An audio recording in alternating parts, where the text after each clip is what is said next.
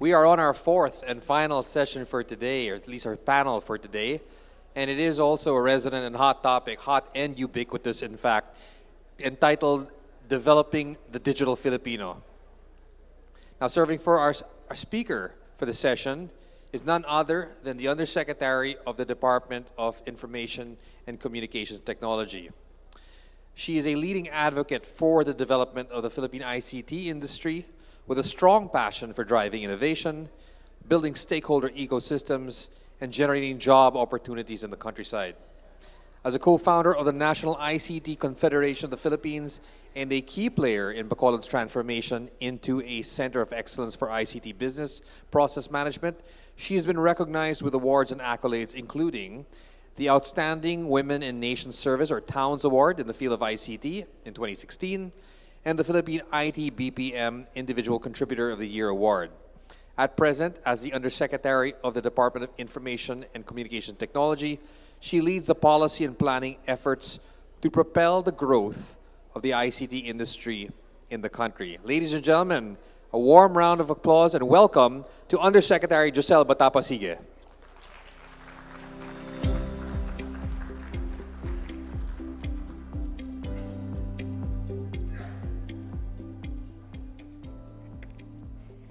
Maayong hapon sa inyo tanan. I'd like to also be proud of my origin, just like our UP President.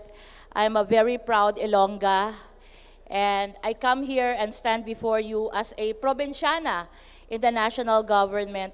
But first of all, I feel very ignited and energized listening to a very inspiring panel led by Secretary Sani Angara. I just would like to acknowledge one of my mentors, Secretary Sani. Can we give him another round of applause? Isaac. I listed so many key takeaways from the second panel that I want to respond to because I'm also a very staunch advocate for digital competence, having been engaged with the industry for more than 20 years. I've been appointed as Undersecretary for the DICT for 2 years. But for those who know me, I've been working in the sidelines practically in all the provinces and cities of the Philippines, building ICT councils. And we have a very catchy formula, which I was already able to share in 35 countries, and that's MAGIC, making academe, government, industry collaborate to create jobs and ICT investments. That has been my mantra for 20 years. That's why we were able to move the needle from 80-20, which is 80% of digital jobs in Metro Manila, 20 years ago. Today, I'm happy and proud to say we're almost hitting 50-50%. 50% of digital jobs outside of Metro Manila because of MAGIC, the power of academe, government, and industry collaborating. So I have 15 minutes, and I'll make this very fast because I want to chime in really to the discussion earlier. My goal today is really to share with you the programs of the Department of Information and Communications Technology. For those who are not aware, we're pretty much a very young department. We're just 8 years, but we're trying to really contribute to what we call transformational growth through sustainability, diversity, and digitalization, which is the theme of this year's FINEX Assembly. And so I'm very happy to be part of this event, representing, of course, Secretary Ivan Jan Uy. So if you're not familiar with our mandate, the DICT actually covers a very wide mandate. And alam nyo, it saddens me to think that we're only known for connectivity because ICT is so much more than just connectivity. Earlier, I was listening to the use of the word digitization, digitalization, and digital transformation. There's a big difference in these three words. Digitization is from analog to digital. Digitalization is when digital platforms connect with each other, but digital transformation is when our lives change. because of digitalization. It's not enough that we have digitalization. We need to take the journey of digital transformation to ensure that digitalization really impacts our education, our manufacturing, our retail, and all. And so I'd like to emphasize that aside from improved public access, we are also doing policy and planning. We're also doing resource sharing and capacity building. We're in charge of digital workforce competence. And I'm proud to say that the good Secretary of Education, when he was senator, was also the author of the Digital Workforce Competitiveness Law, or RA 11927. It's just a 2-year-old law. Maybe some schools are not familiar, but it actually promotes certifications. It actually tells the world that ICT should only not be limited to ICT graduates, but it must be across all disciplines, and that digital competence is important. So capacity building is part of our core, consumer protection is part of our core, industry development, cybersecurity. I know that's a big issue also among businesses, and I placed in red the mandate of DICT, which is countryside development. I received a note from the organizers that I will be talking about digital inclusion and digital innovation. So I thank FINEX for a change. We're not talking about connectivity here. We are talking more about something that is important, and that is making connectivity meaningful. It's not important that we create connectivity across the whole country. We need to make this connectivity meaningful. Maybe translate it to jobs. Maybe translate it to food on the table. Maybe translate it to increased knowledge for our young learners. So that is our mandate. And I'd like to share that we already have come up with several plans, and I would not dwell about these plans, but just for your information, we already have the National Broadband Plan, the National Cybersecurity Plan, and the other plans that we have created as part of our policy mandates. These frameworks are not just technical jargons, but actually blueprints for real change.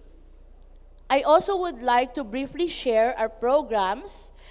These are all cute logos, and you know, we love visualization. So you have the National Broadband Program, the Broadband ng Masa, the Digital Cities, which I personally curate as ICT, as Undersecretary for ICT Industry. We also have the e-Government PH, if you're familiar with our e-Gov app, which is only one of the few around the world today, which actually creates a single entry portal for all 400 government agencies around the country, and it's really becoming more popular now. We have the Tech for Ed program, which goes to different provinces to create digital transformation centers. So, and a lot more other programs. So if you're familiar with our PNPKI, if you want to use digital signature for your companies to make it easy, work from anywhere, and sign from anywhere, we also have that services in the DICT. I also would like to report some updates in terms of connectivity. I said I will not talk about connectivity, but I would just like to mention that we already have our national fiber backbone, and it's very much on track. We also have our free Wi-Fi for all program.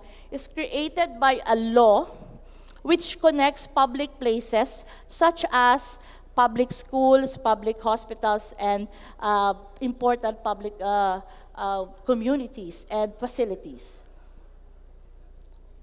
I also would like to emphasize and share this afternoon the programs which is directly under my portfolio. So my portfolio is industry, policy, and international cooperation. So for the information of all, I also represent the Philippines in the International Telecommunications Union Council, where the Philippines sits among 48 countries only in the world to design ICT policies and frameworks. So every 4 years, we elect and we run for a seat in that council, and I'm proud and happy to say that it's a digital woman leader who's representing the Philippines in that ITU council. And I'd like to mention that these are some of our programs. We're working on startups. We're working on local talents for IT-BPM. We're working on tech trends. We started 3 years ago sharing information already about AI, blockchain, Internet of Things through social media.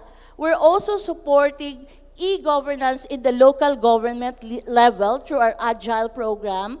And I'm happy and proud to say that we're also helping the creative digital industry, such that we're working with the Game Development Association, with the Animation Association, to create a lot of markets and to reach a lot of markets in this area. And finally, I'm also very proud to say that we are helping grow the freelancing or gig community in the Philippines. During the pandemic, I think this is the only industry that actually quadrupled. During the pandemic, a lot of industries went down, but our freelancing and gig economy increased by 400%. And up to now, we are actually building a very strong workforce in the gig economy sector. So I also would like to announce that these are our plans that we are working on, especially the National ICT Development Agenda, which is in the process of submission. And this one, just a few more slides so that we can go to the panel. This is something that's very close to my heart. I told myself I only have hopefully 6 years in the national government, and then I go back as a provinciana. So why not really deliberately deliver programs that will impact the provinces? And this one, because I always believe, I hope you don't mind me saying, that the Philippines is not only Metro Manila. We have a lot of beautiful provinces which are very competitive. So we bring the regional ICT summits and exhibitions across all regions. We bring a lot of digital careers expo to different cities and provinces. If you feel that your province or city, even if it's very far from Metro Manila, deserves to be aware about what are the digital careers that are available to your young students, your senior high, let me know, connect with me. We can arrange with your local government. We also bring digital ecosystems capacitation using the magic formula, creating ICT councils in different regions. And of course, the Data for Development Summit, this segues now to what was said earlier, the importance of data, since data is the new soil. And then, of course, the Digital Inclusion Program. And I just would like to share one of my favorite program is DIWA, because this is now catching a lot of popularity. Last week, imagine we hosted 21 APEC economies in the Philippines. They actually all embraced DIWA, which is the Digital Innovation for Women Advancement. Our goal is to increase the number of women and girls in ICT. Now, a young girl need to not say or need not to fear and go to his father or parents and say, Dad, I want to be a cybersecurity specialist. I want to be a data scientist. I want to be a motion graphics capture artist or whatever. Because we are now trying to degenderize ICT careers and courses through DIWA. And so in November, we will also be given the chance by ASEAN to lead the discussion about DIWA. So DIWA started in the Philippines, and now it's being supported and promoted in other parts of the world. This, as my final set of slides, is how the IT industry is now looking. I would like to ask your support. We're trying to hit 2.8 million jobs by the end of President Marcos' term. And what we want to see is that half of these jobs will be in the provinces, in the different parts of the country. So these are the revenue figures, and these are the GDP contribution of the IT-BPM industry. And of course, we have around the country today 43 locations, not just Metro Manila and Cebu, but the rest of the other provinces. And if you ask us, what are these provinces? We have 6 centers of excellence. We have several next wave cities, which we are supporting. And of course, we have actually identified 25 digital cities as clusters for support. Please understand that these are not only for IT BPM careers, but also for remote work, for freelancing, for gig economy, and other digital jobs, which I would like to mention are one of the top paying jobs today are actually digital jobs. So, this is our main flagship program, and the DICT, especially my bureau, we work 100% with industry. We are a government agency that will never exist without the industry. So we work with the Healthcare Information Management Association, we work with the Software Development Association, we work with the Animation Council, we work with the Game Development Council across all our strategies to make our programs more relevant, and we bring them all to the countryside. So these are our digital cities, the Tier 3 cities that we are helping, and I'm proud to say that more than half of these cities today already have a BPO industry. In fact, yesterday, somebody said her company is opening in Tagbilaran, Bohol next week, and then another company said they're opening in somewhere in Visayas, in Cagayan de Oro, in Davao. So it gives me so much pleasure to see that digital inclusion is really happening now with all these new growth centers opening up. So these are our scorecard. I just want to share, in case you don't know. We do not randomly just select cities to support. They have to go through the scorecard. They have to go through all these parameters. And as you can see, the biggest factor for any city to be chosen as a location is talent. 40% is talent, scalability, quality, and of course, quantity. So these are our interventions. That, just to inform you, this is how we help the different cities and provinces so that we include them in all these benefits of the digital age. Okay, so, okay. My second to the last slide is very important. This was just released last month. Finally, after 20 years, because I say 20 years, when I first won as councilor of Bacolod City, I already dreamt about how can we re-engineer our skills training to be industry calibrated. Because as mentioned earlier, there seems to be that deeply rooted silos among academe, industry, training institutions, and companies.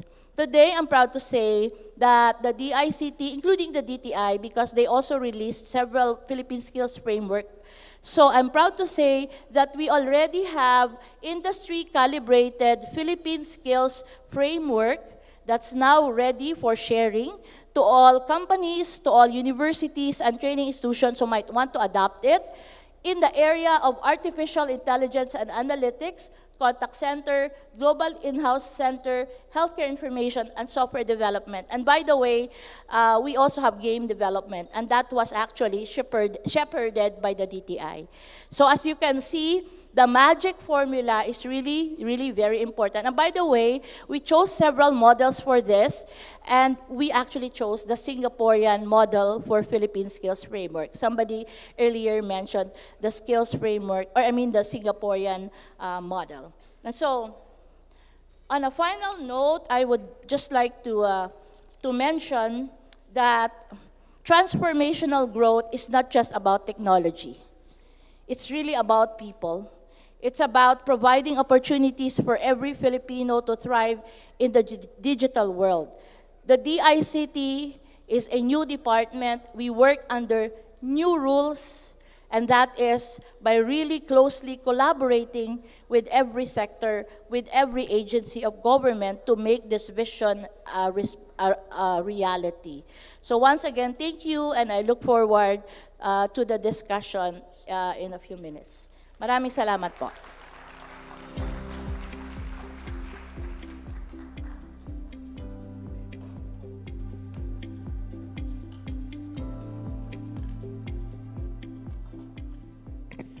Thank you very much, Undersecretary Giselle, for your passion in applying that magic formula across a panoply of programs that intend and are achieving digital transformation across the archipelago.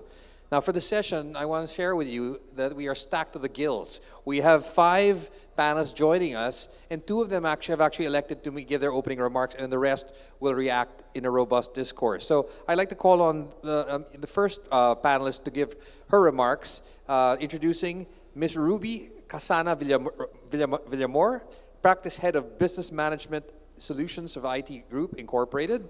Ruby, who will give her opening remarks, and we will follow with the rest of the panelists.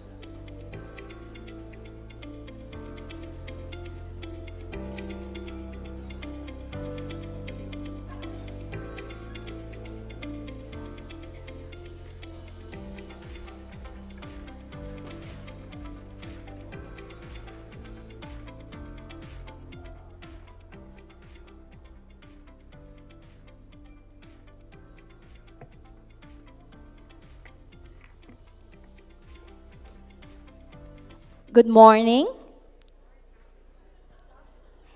Yeah, in ITG, it is always good morning because, yeah, every morning is an opportunity for us to believe and make miracles. Ayan.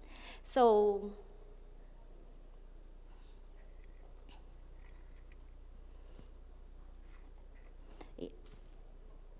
all right. So, but before I give my insights, okay, so we are inviting you to answer. I point the clicker.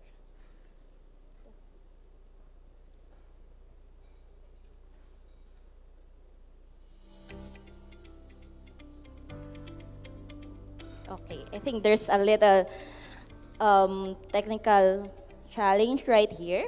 Okay. We good now? There you go, yeah. And so before I will give my insights, all right, I would like to invite you to answer a survey, okay, and you'll get a chance to win some prizes later on. And of course, you can also scan the QR that will lead you to the survey form, or you may also visit our booth. So I'll give you like 10 seconds to scan, and then we'll go ahead with the discussion. Ayan. So I know it's the last panel, and some of you are like on the rush to go home. Yeah, so I hope you stay with us. We have very interesting talk to go. Yeah, all right. So again, my name is Ruby. I lead the Business Management Solution Practice of ITG. And every day of our life, we work mostly with finance and accounting teams, accounting professionals. So, and of course, we also deal with those teams that has financial impact when they fulfill their role, and that's practically all departments because it comes with it. It's a business management solution. So let me tell you a bit about ITG because of course our RMO is here. Okay, so we are an IT solution provider with more than 20 years of providing transformative IT and business solutions and valuable customer experience. Among our technology solution ecosystem includes IT management, okay, and business management, integration and automation, enterprise data management, and cloud infrastructure. So, specific to BMS, we provide solutions around customer experience, business operation, and finance operations. So for this, we partnered with Blackline.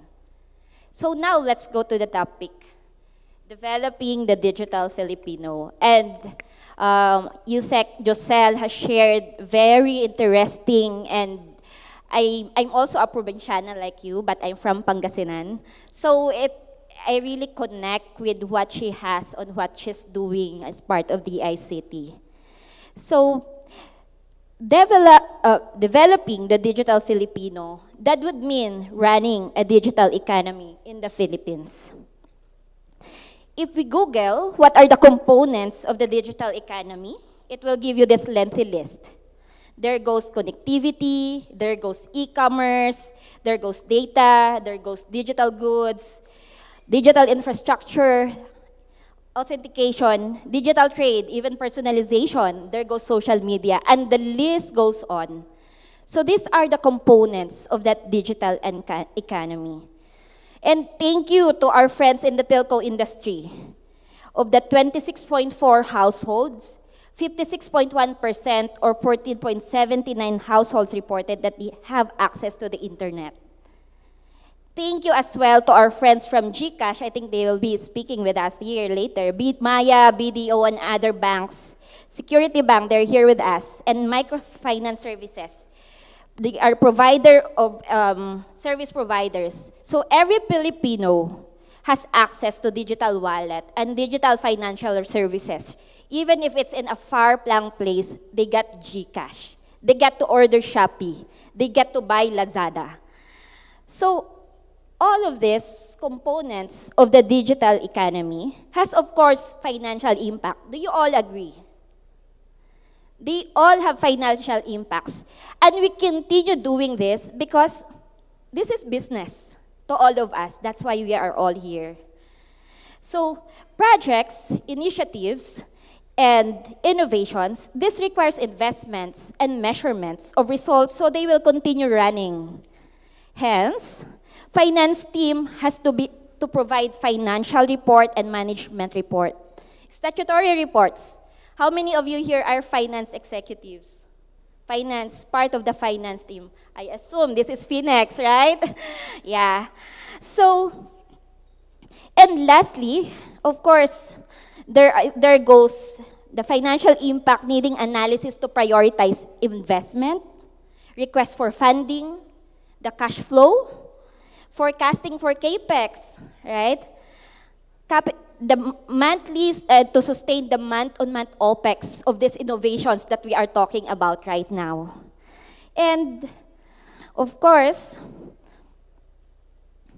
it is for the finance team to give their insights so that we can validate, is this innovation, is this program sustainable? Will this run for long? Do we have the fund to make it work? Otherwise, it will die. So, which leads me to my next point, that financial's leader role is vital in developing the digital Filipino. And that's who you are. That's why we are here today. So, unfortunately, many times when there are innovation initiatives, finance and accounting teams come last. Do you connect? Like, we do first the app because it will bring us revenue.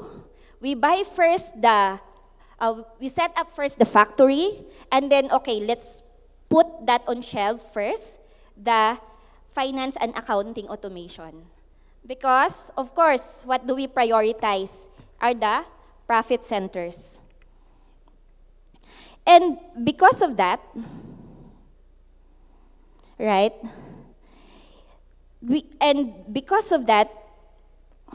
since the finance team holds the budget, we also got to use and let our finance and accounting teams in the back end do the magic at the back end.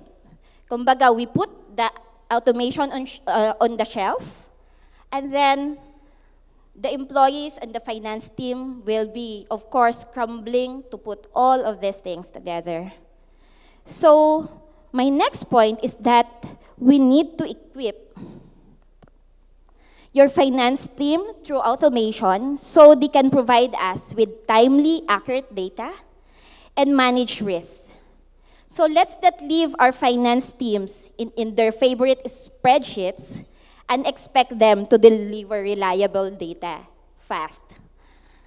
So I would like to say a case of paying a utility bill.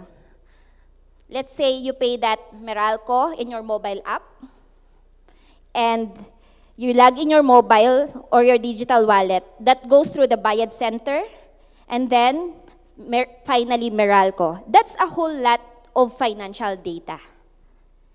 And if we take a look at that, okay, if we take a look at that, at this web of finance and accounting interactions, it's pretty complex on a daily basis. Add to that the annual budget planning activities, and there goes your CEO, Ruby, how much did we grow in the renewal business?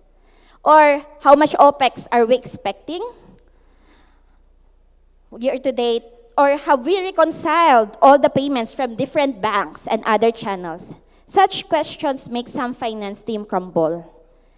And of course, it's not sustainable because red dots are everywhere.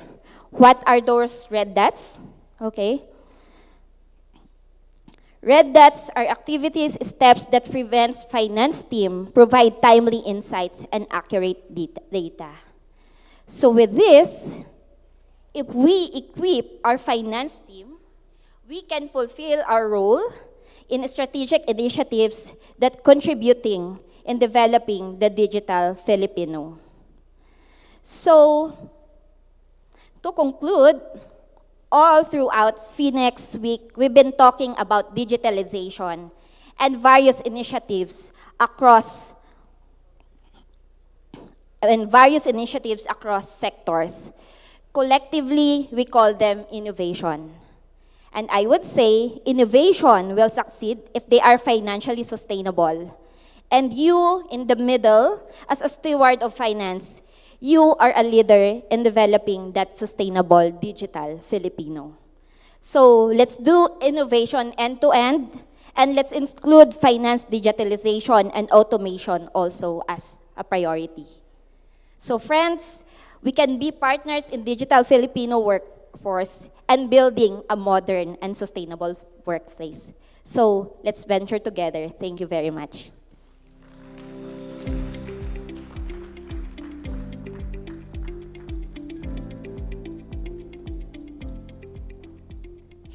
Thank you very much, Ruby Casana Villamor, Practice Head of Business Management Solutions for IT Group Incorporated. Now, our next speaker is Mr. Harsh Vardhan. He's the Chief Strategy Officer for Asia Pacific of Plainview. Harsh? Okay.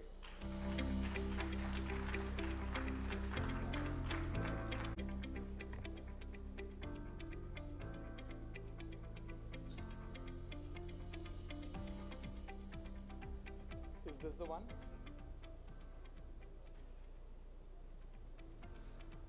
Perfect. Thank you very much.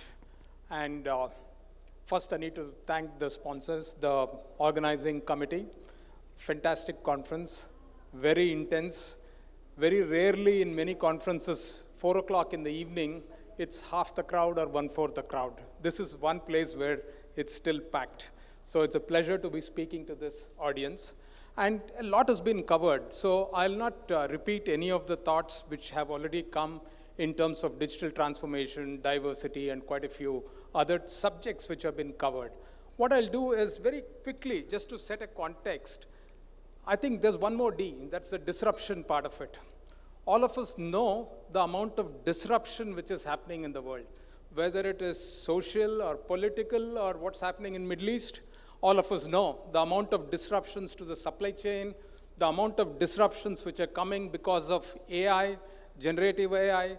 This is keeping us awake quite a bit. And the IT industry does not make it easy. 5 years back, there were HoloLens, there were a lot of things, then blockchain, then generative AI. This is not going to end. So if this is not going to end, the questions most CFOs in large corporations are asking is, how much is enough when we are spending money on digital transformation? There is no end to this. Now, a more prudent way for the CFO is to ask, if I'm getting value realization from what I am allocating, then it's great. So for X amount of money spent, if I'm going to get X plus 50%, great. Let's continue spending on digital transformation. So now, I think the Honorable Undersecretary spoke so much about all the programs which are running in Philippines. Look at the number of initiatives which are going on. Her last slide was about strategy and how it is getting converted to results. very rare. It was very humbling to see even the previous Undersecretary of Education talking about the OKRs he's not able to achieve. Very rarely people accept that we are not doing. He compared it down to Cambodia, and that's being very honest. If you are able to measure what you're doing, and if you're able to track against that, I think it's a very successful economy or successful company.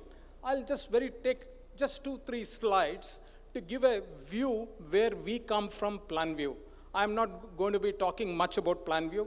I'll surely send out information about PlanView, but I thought more in the context of a digital Filipino.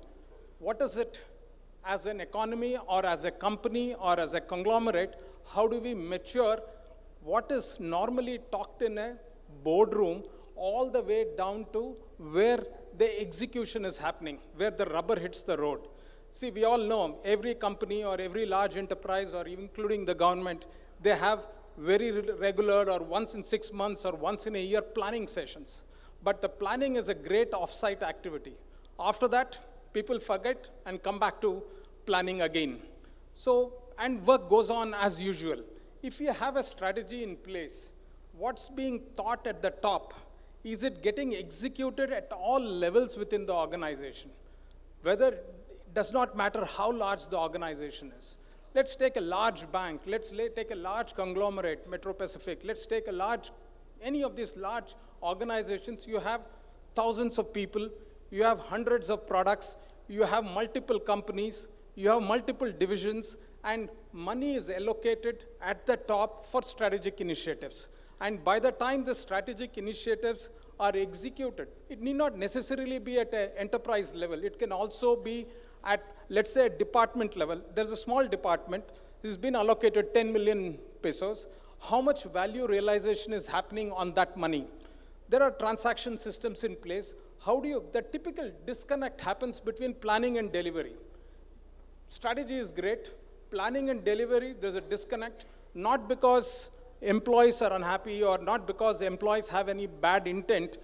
There is a lot of dynamics, employee dynamics, company dynamics, outside supply chain disruptions, outside environmental situations.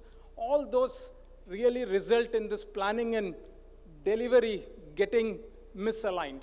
This is where a platform like ours helps in connecting to all systems in an organization and ensure whatever results are being achieved are correlated back to strategy. If you could, okay. So if I'll just take just one more slide and I'll conclude. Oops.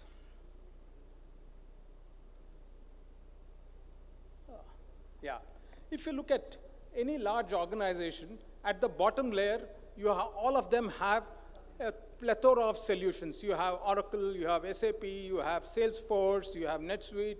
You have multiple solutions and multiple technologies always running, which basically means you're creating that many data silos. People use Microsoft SharePoint, Teams, Zoom. These are all various collaboration tools and various software development lifecycle tools in large enterprises. How do you take the data up from that and correlate it to your strategic planning vision? How do you do portfolio funding? How do you prioritize? How do you do scenario planning? How do you do program management, funding and capacity management? Every organization today, for sure, however large you are, however profitable you are, there is always a constraint on capital. There is always a constraint on resources. If you need to match that against value you want to deliver, how can a platform give you a real-time view, connecting back to all your systems without duplicating data? There is another, people say, if you allow people to create reports, they will always create a beautiful report. We call it the watermelon effect, right? It's always green outside, red inside. So how do you make sure that does not happen? You take data directly from the transaction systems, whatever SAPs, Oracle, whatever systems are being used, take where the invoices are generated, that's where the transaction originates. Take the data all the way up and analyze. I also heard one of the speakers talking about analysis is the problem. How do you analyze against the strategy which you have drawn?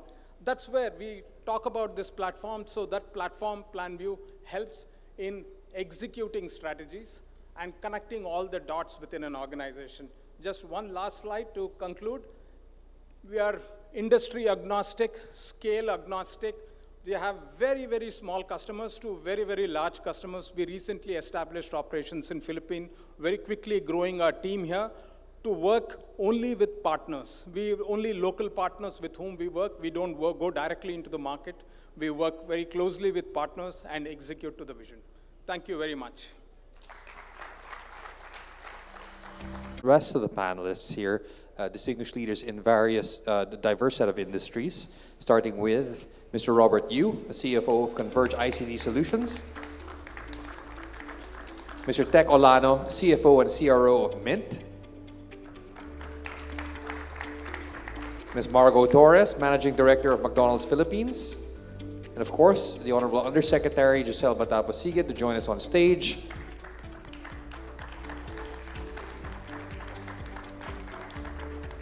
And to moderate this really rich and robust session, may I call on the Managing Partner of Goriseta Africa, Cauton and Saavedra, Attorney Mark Goriseta.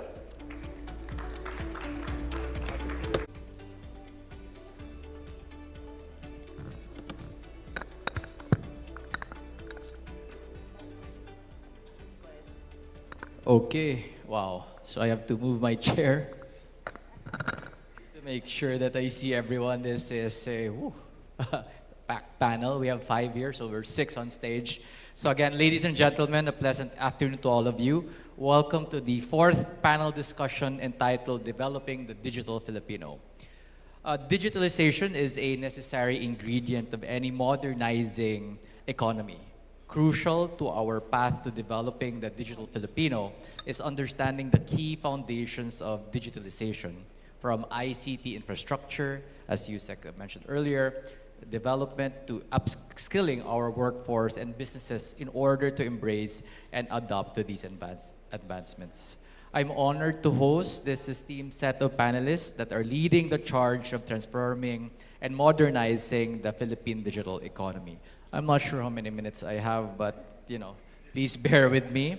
I don't know how many minutes you have to answer these questions.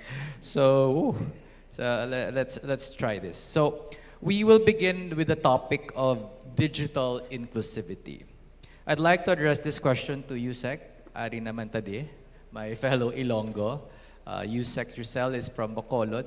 I'm from Iloilo. And some of our panelists, members here in FINEX. So Yusek, based on your presentation, as I understand, the DICT is actively engaged in the countrywide and countryside programs, Yusek, with direct impact to stakeholders. Which of these initiatives, if you can share with us, specifically address issues related to digital inclusion, especially, I guess, in rural areas, and what has been the impact so far of these initiatives, particularly on marginalized communities? Yusek? Okay, so I'll be very quick since I had a very long speech earlier. So first of all is digital connectivity. Connectivity is important. The goal is really to connect the 24 to 25% of the country that's not yet connected. And these are mostly the geographically isolated disadvantaged areas. So currently, just directly under my portfolio, we're using data and statistics to really look at the impact of connectivity across the whole country. And we have to understand that there are really so many factors. It's not just connectivity. I have to be very candid. Power is also an issue in terms of connectivity. Everyone knows that. So, the nodes, the placement, the ROI, all of these factors go towards connectivity. But what is being done? I think what is being done is the President's very strong-handed in saying that if the Philippine government is spending on connectivity, it must be concentrated in the rural areas. Because in the urban areas, we have our telco partners here who will do that. And of course, additional programs that go with connectivity, I already mentioned earlier. Perfect. Thank you, Yusek. Perfect seg to my next question. I'll direct this to Robert, the CFO of Converge. Robert, so to the point of Yusek Giselle, of course, I'm sure you know that digital inclusivity requires contribution, as mentioned, by the private sector as well. So I'd like to hear from you, right, from your company, one of the providers of digital infrastructure, as the backbone of digital infrastructure, how is the telco sector enabling digital inclusion and equitable access to technology across all regions of the Philippines, particularly underserved communities? Robert?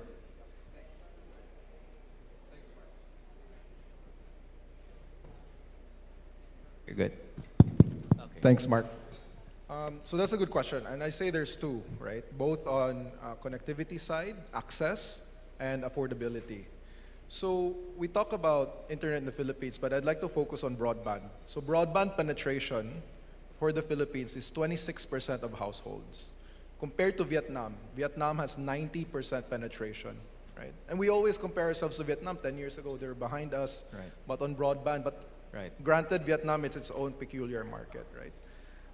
But I want to preface that because the second question everyone here asks when you visit a place is, after how are you, what's the Wi-Fi password? Right. Correct. And Correct. so I want to focus on broadband, right?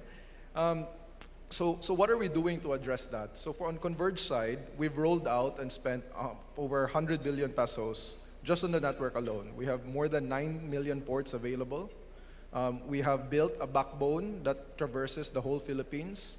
We're making our own international connections. We have 2 subsea international cables going live next year. We have landing stations north of Manila as far as Ilocos, La Union, and we're now building one in Davao as well. So across the country, we've wired the whole country. So we have committed money and invested into our network, and we will continue to invest in our network.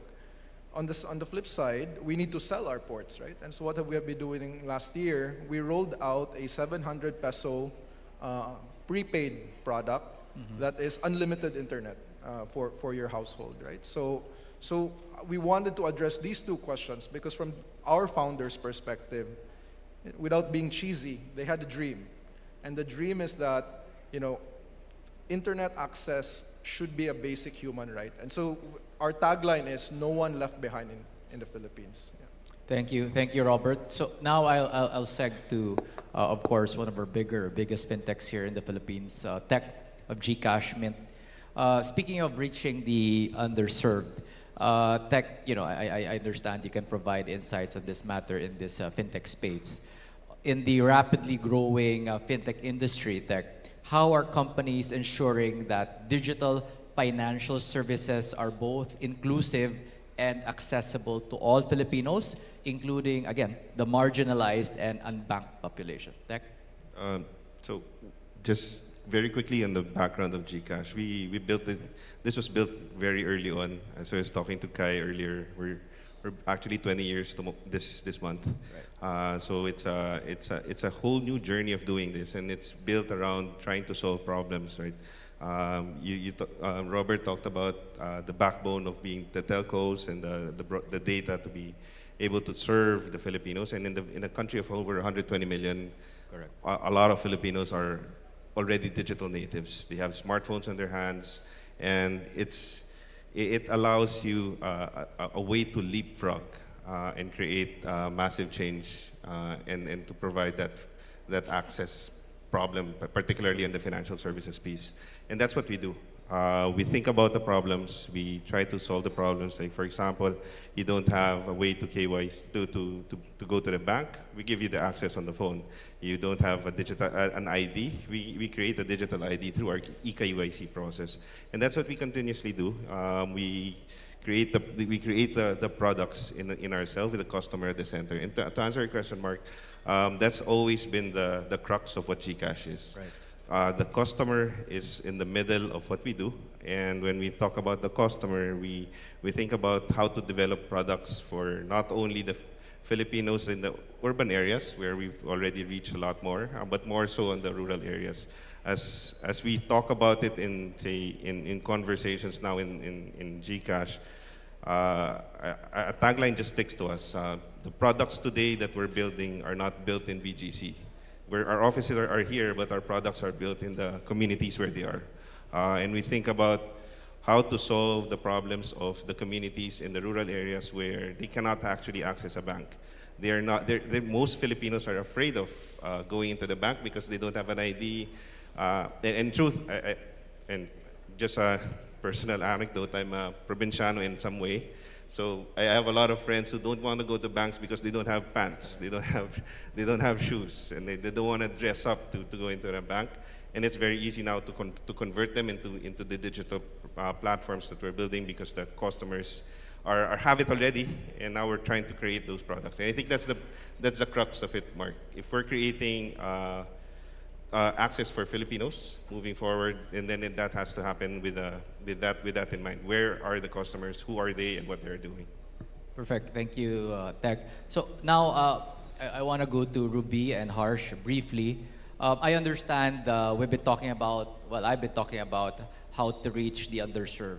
But now I want to go through the value of these initiatives. So probably, Ruby, briefly, from an IT perspective, how is digital transformation enabling Filipino businesses, especially, I guess, SMEs, grow and compete on a global scale? Ruby? Right. So right now, there are several solutions, right, that are available for the SMEs that they can utilize so that they will also be digitally equipped and empowered to manage their business.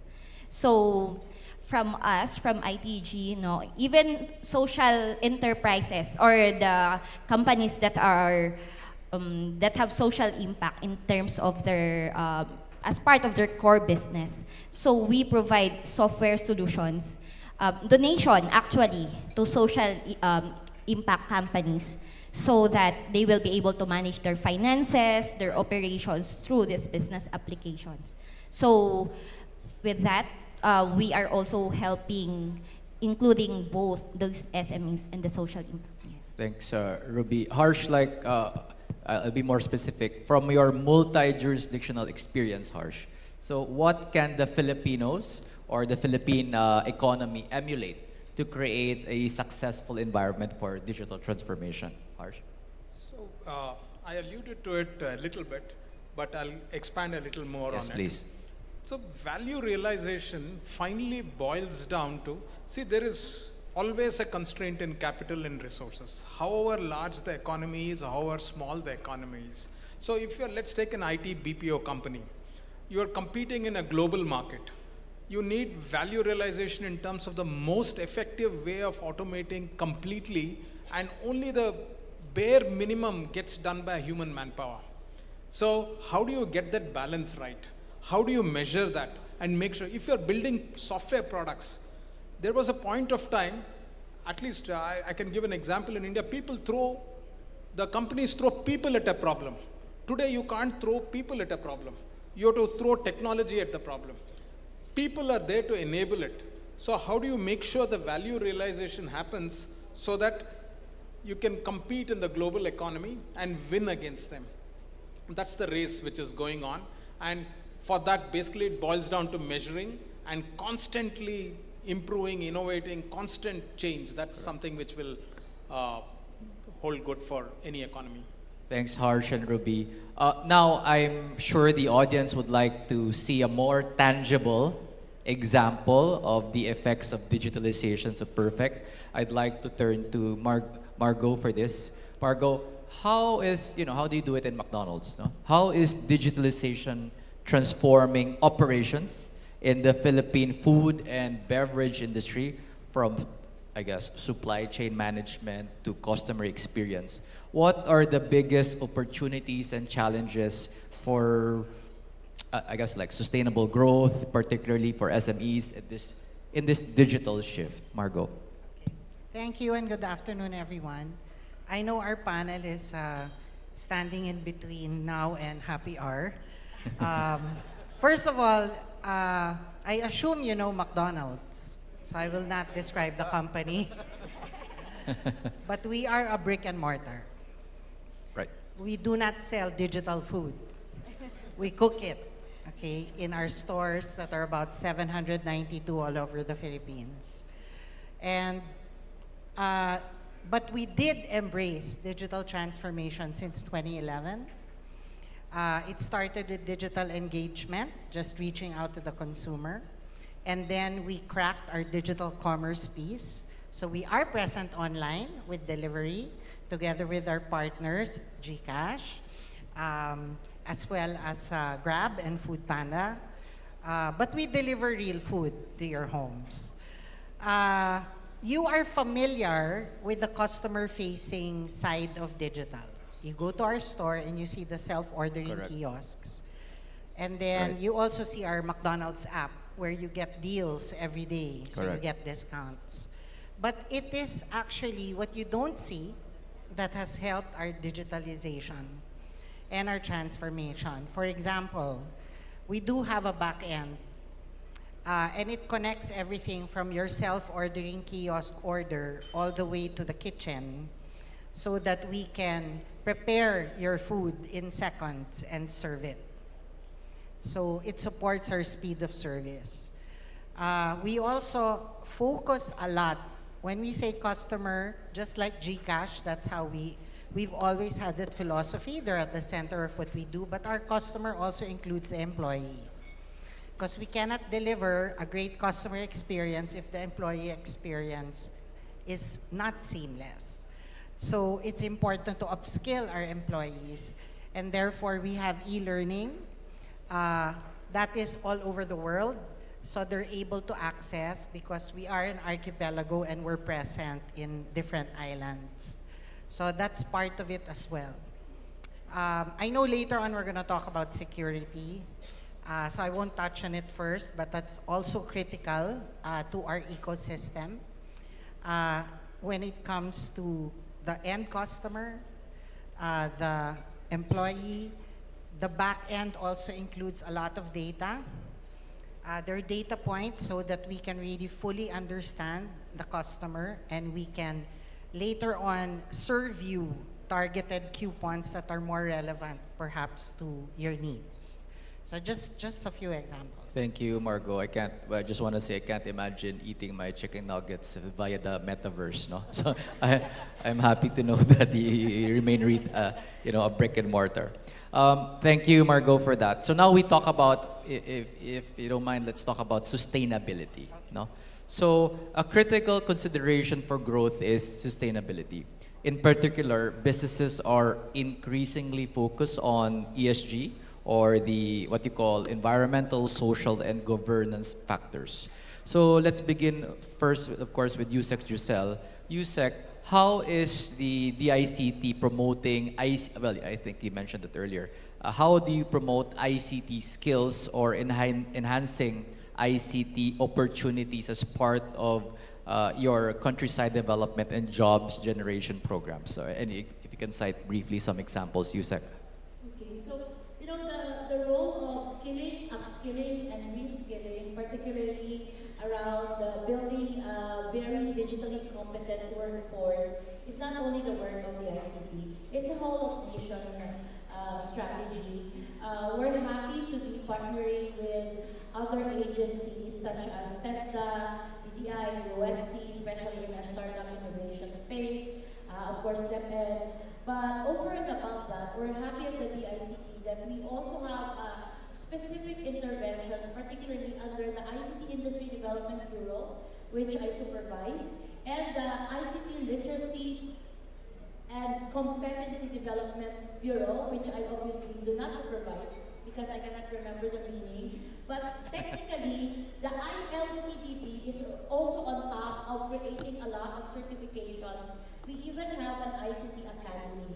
So basically, the role of the ILCDB is to take a look at the general skills needs of the whole country in connection or in cooperation with other agencies. The role of IITB, which is under me, is really to partner with industries. And I might be accused of promoting many corporate companies here, but in the last 24 months, which I have as an undersecretary, already more than 15 global companies came to say, we are giving you our certifications, which we usually sell buy dollars, maybe network engineers, maybe Right. cloud technology, maybe AI specialists, and they're giving that to us for free. What we need to do is just to curate it and put it in the areas where it is needed. So just to tell you, the major direction now is really to carve out a lot of these digital certifications towards empowering our teachers. Because I really believe that teachers cannot give what they don't have. So we are carving out a lot of AI basic certifications for teachers, both with industries and also both with social enterprises, and McDonald's here and Gcash can also come and help us in this skilling and upskilling. So that's what we do. And basically, we also try to take a look at how we can interface and mainstream our digital skilling interventions with institutions like DepEd. Secretary Sani is new, and as I said earlier, he is partly the author of the Digital Workforce Competitiveness Law, or RA 1197. It lists about 40 skill sets, which are not diploma-based. All of that are actually certification-based.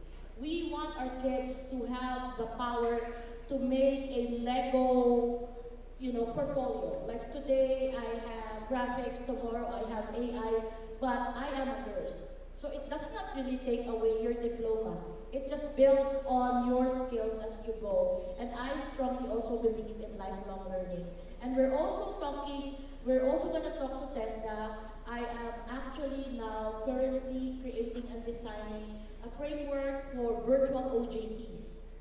Because we need virtual OJTs. Instead of them in the provinces going to a company and normally nagtitimpla lang ng kape, no? Even IT students, we might as well really mainstream virtual OJTs where companies can make use of the talent even from the provincial areas, but come in as virtual OJTs. And there's a lot more actually. I can talk the whole day about a lot of interventions, but rest assured that digital workforce skilling is in the core of our activity. We have 3 things to take a look at, and that is the industry requirement now, if I may share. Number 1, domain skills. Number 2, analytical skills. Number 3, communications. In fact, hindi na nga hina-highlight yung digital. Because in domain, in analytics, in communication, digital is mainstream. Thank you, Yusek Giselle. Still on the topic of sustainability and ESG, I guess. I'll go now to the private sector. So we heard it from the Yusek from the public sector. I'll start with Robert. Robert, in Converge, briefly, what policies or initiatives does your organization have in place to minimize, anything, environmental impact or anything relation to ESG on your digitalization projects, Robert? Yep. So thanks for that. We have a bunch actually, but let me split that into 2. Right? There's the back end side.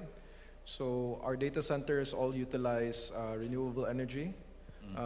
Moving forward, the new data centers we'll build will be utilizing liquid cooling technology to even decrease the amount of electricity that we'll use to keep the data centers cool. And so as a result, generally speaking, our PUE, which is our power utilization effectivity, has always been above average, and we hope we'll improve with that as we roll out these new data centers. So utilizing renewables and better technology. On the front end, for some of our modems, we actually refurbish them and reutilize them to the extent possible, right? And we collect all modems. If someone gets an upgrade or someone cancels their Converge subscription, we collect all modems and we see what we can save out of them. So we're trying to really reduce our impact on the environment. On the social side, so sometimes when you introduce new technologies, some of the skills that people have become redundant. We want to make sure we find homes for them, actually. So we want to make sure we're reskilling them, as the USEC said. And so we have a good amount on the ESG side. And the last one I want to point out, actually, is small businesses are and will always be the backbone of any economy. So we've launched a product earlier this year called Micro BizMax. So similar to our prepaid business on the consumer side, we're making it easier and affordable for small business to actually get good internet as well. Thank you, Robert. Tech, like I know this is an easy question for GCash. I was just with Maricor the other day, and she can talk for like hours about your sustainability projects or ESG. Yeah, so like, yeah, if you can share with us briefly. There's three letters to that. I'll talk about the two letters. Yes. Social, I think it's at the very core. GCash is financial inclusion, and in truth, when you think about our purpose, the purpose has been finance for all Filipinos. Correct. That has changed in some ways in the past years or so. When we started this thing, it's all about access. I think we've partially solved the access piece now, with almost 80% of the Filipinos have ever tried the GCash app. But today, when we talk about financial inclusion, we talk about financial health. Talk about creating products that people use every day, creating awareness on how to save and how to invest and prepare for one's rainy day, and then ultimately thinking about how you move people out of the cycles that they're currently in and get them into, say, the retirement mode, as I was talking to Kai earlier. And I think that's one of the things. We think about products for every day, for rainy day, and for that one day. And then we talk about environment, and by virtue of the digital interface, we save a lot of carbon footprint. I think today we have the gamified way, a fun way to kind of educate people in terms of creating green energy, saving, and creating planting digital trees on the app, but also planting trees outside. Today, there's almost 17 million Filipinos that we call green warriors in the app. We've planted almost 2.8 million trees on app and outside as well, in 24 different areas here in the Philippines. And I think the number is 125 tons of carbon that we've already saved. I don't know how many trips around the world that means, but that does seem a lot. And we do have a lot more initiatives in the pipe. Very small, maybe unrecognizable, right? When you do a GCash transaction now, you would see a green receipt, which would say how much green energy you've saved for that particular transaction. Nice. And I think that's one way to create that awareness. Because when you have that awareness, then you start to develop the habits. And when you have to develop the habits, then it becomes something that creates a transformative action. Yeah. Thank you, Tech. I was told I have, 5 minutes? Now 4. Okay. So I guess to just quickly, Margo, if you can share with us, how does McDonald's, how does your organization balance innovation with compliance, or probably even addressing cybersecurity concerns? No, I'm already mixing my questions. And what governance structures, I guess, do you follow or are in place to ensure that your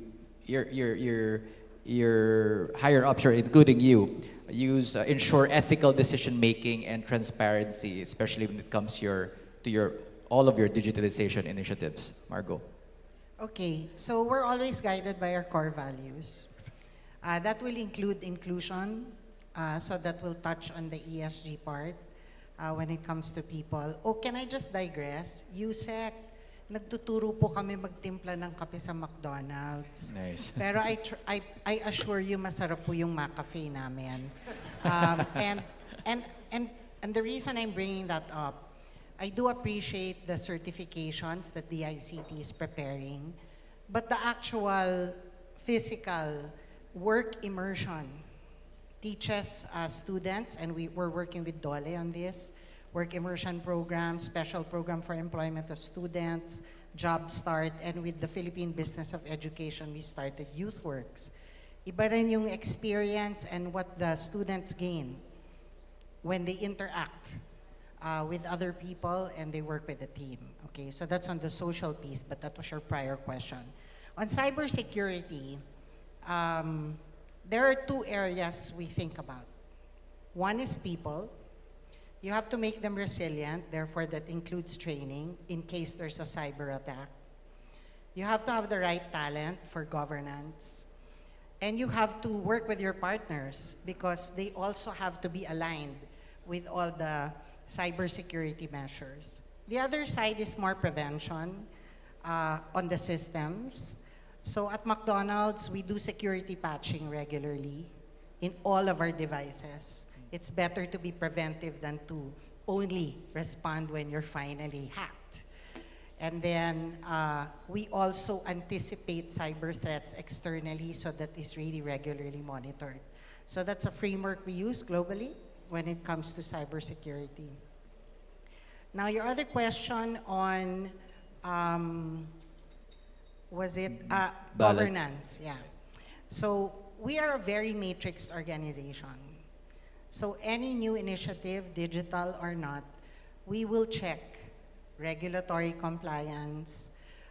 We will also check, for example, when it comes to data with our app, we are very compliant with the National Privacy Commission.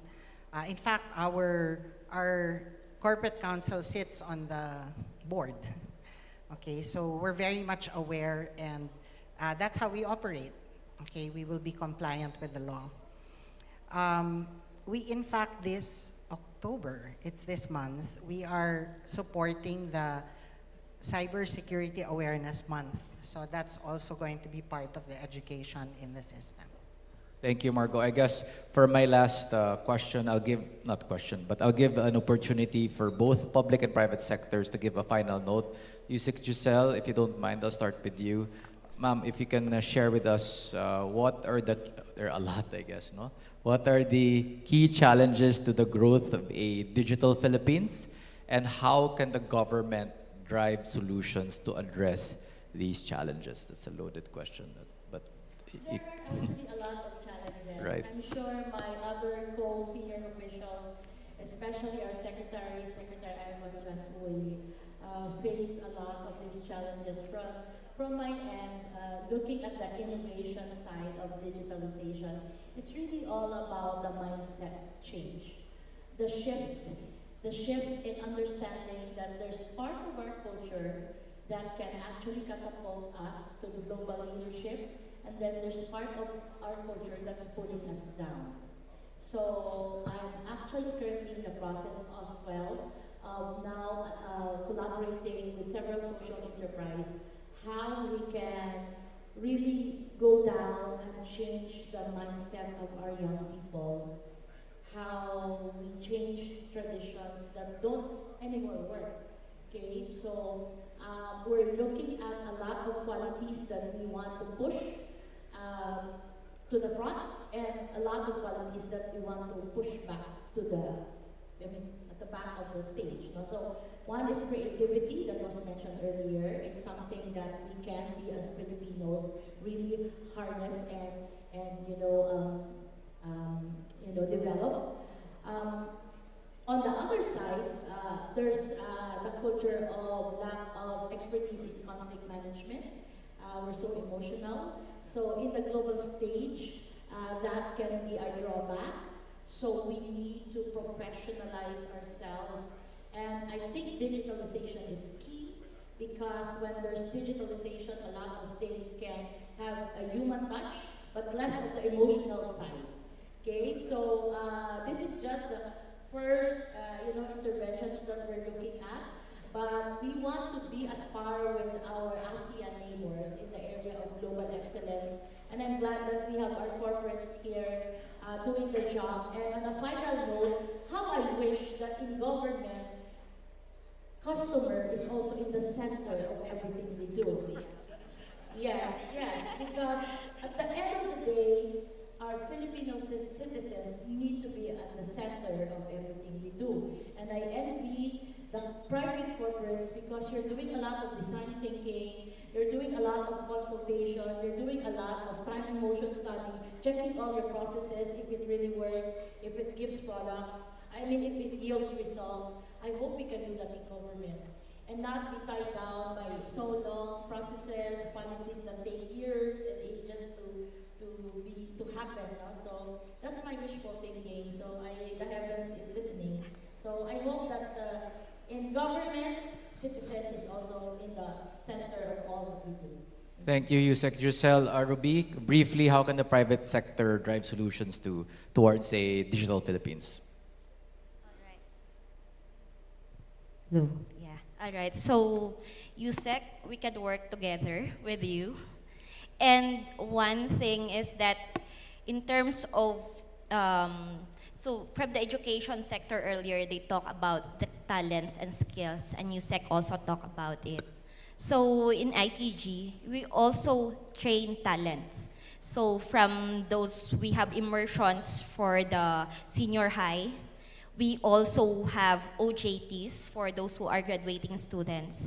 And even those who wants to do a career shift, you want to do a 2-week boot camp so that you will get to learn new skills, you want to move to IT as your career, then ITG helps that.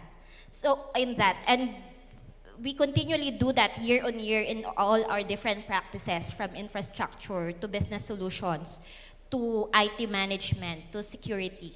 So we continually do that year on year. And I think with that, if we have more resources who will be helping, executing, performing the job to support the digital transformation strategies, then we can sustain this and we can accomplish more together with the private sector and even the government. Thank you. Ruby, Tech, briefly.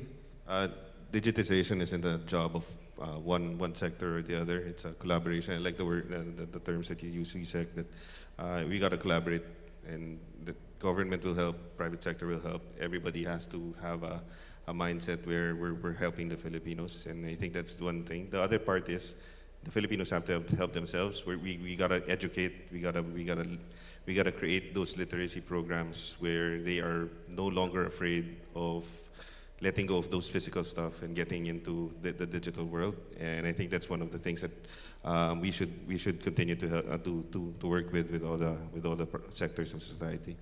Thank you, Tech. Harsh? I'll keep it very crisp. Our platform, the last slide which I showed was 4,500 of the 10,000 global Fortune customers. Data-driven benefit realization, prioritization, scenario planning. If we can get this all data-driven, I think that's Towards a value we could add. digital Philippines. Thank you. Margot? Yeah, being the only brick and mortar here, I thought I'd just do a counterpoint. I don't think it's really about the specific technology or the platform. It goes back to the adoption. And that's why we keep emphasizing the importance of employees. I mean, you can invest so much in a platform, millions of pesos, and you know what it's supposed to do, but if none of your employees adopt it, you don't get your ROI. Thank you, Margot. Last but not least, Robert. Yeah, thanks for that. So all this becomes possible with the telco support, right? Connectivity is critical, and I can assure you that we will continue to invest in our network and work alongside our partners to make sure the most resilient and the most financially sustainable network as well. We want to offer the right products to the right people at the right time, and we will continue to be innovative that way. With that, thank you to our panelists. Let's give them a warm round of applause. Thank you again, everyone. I hope you found out useful. Thank you. Salamat. All right. Thank you again to our panelists and Attorney Mark for ably managing and moderating this panel. I'd like to call on again President Toti Bengzon, FINEX Week Committee Officers Mignon Ramos, Kai Reyes, and Liza La Torre.